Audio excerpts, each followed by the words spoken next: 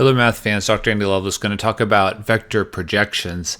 Yet again, this is something that students often ask me about. There seems to be a lot of confusion about, but it's actually really simple. So I'm going to talk about how we find that length, how we find the actual vector that points that way, and how we find the point. All this can be done quickly.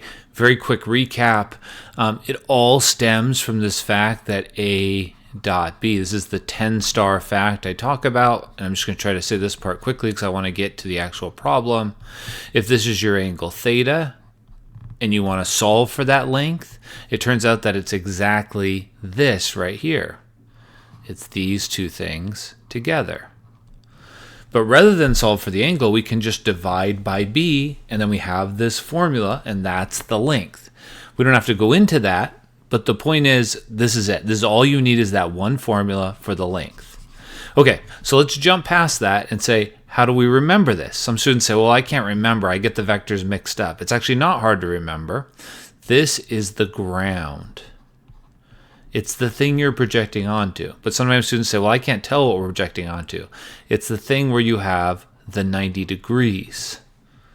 So to me, that's not hard. The ground is the denominator. Fairly easy to remember. And it's fairly easy to compute, right? So when we see a projection, we actually should be happy because it makes our life easy. So in this case, it's going to be 21 plus 6. How did I get that? 3 times 7, 6 times 1, divided by the length of the ground, the thing we're projecting onto. So it's going to be 7 squared, which is 49, plus 1 squared is 1, and we're done. Projections are something that make our life easier, not harder. They come up all the time when you're dealing with pulling something in one direction and you want the force in a different direction. You're going to see this all the time if you go on into physics courses where you're measuring forces. And what's nice is that it is that easy. So that is a projection. I know I could probably write that many different ways, but it's that length. Everything we do from here on out has nothing to do with projections. It just has to do with our understanding of vectors. So let's say we wanted the actual vector. And again, the book has a funny notation for this. It's the component projection of A onto B. I don't really care about that formula. I just remember this, and I do everything from there. Okay, so some students say, well, isn't there this vector projection? Sure, let's get that vector. How do we get a vector? We take the vector and rescale it. There's a way we do that. If you want to scale a vector to a desired length, you make it a unit vector, and then you put its desired length here. So if I wanted a vector in the direction of B of length 7, you'd put a 7 there. But I want it to be this length. So I don't remember that as a separate formula. I remember it as a rescaling. So now let's do that. Let's rescale the vector 7, 1 and see what we get. So I'm going to divide by its length, which is the square root of 50. We already computed that.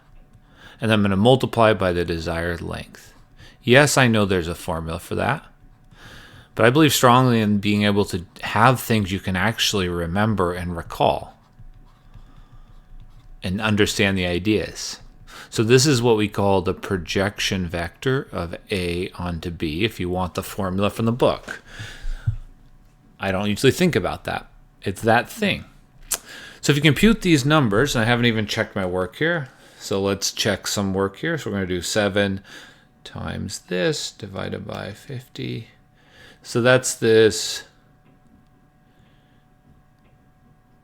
3 point, I don't know why I'm a little bit off, 3 point, it's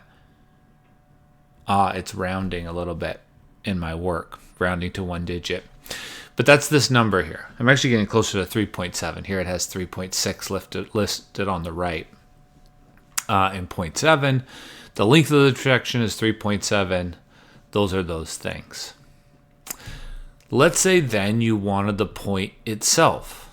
So once you have this, whatever it is, let's assume that those calculate the round. Let's not worry about the rounding for a second. It's rounding.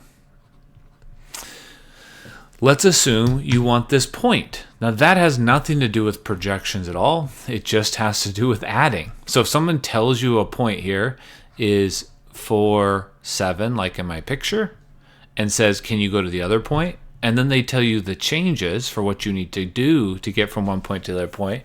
You don't need to do any additional work. You just add the changes.